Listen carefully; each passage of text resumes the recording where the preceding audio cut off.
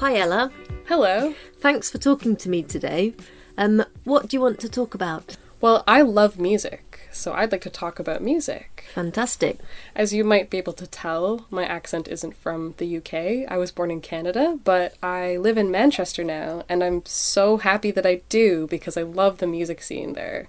It's really interesting the history that's come from the acid house movement through bands like Happy Mondays, the Dylans, through a culture of clubbing that came from the Hacienda has now left this really cool community of artists of all different genres who still gig and perform there in Manchester.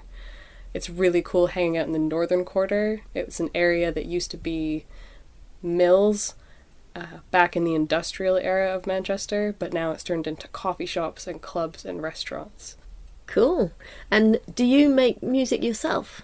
Yes, I play guitar and piano and I sing, and getting to play with the other musicians there has introduced me to playing a lot more electronic instruments as well, like drum sequencers, playing with Ableton, and playing with DJs.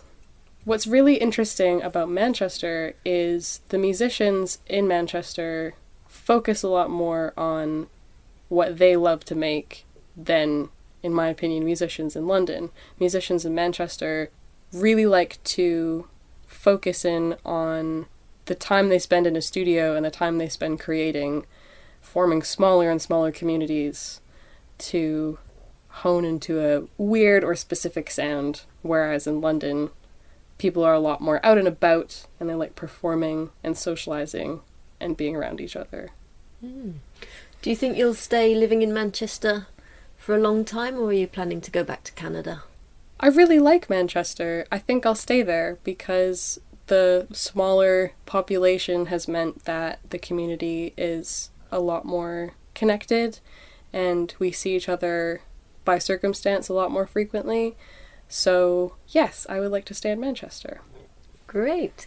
Thank you very much for talking to us. Yes, thank you.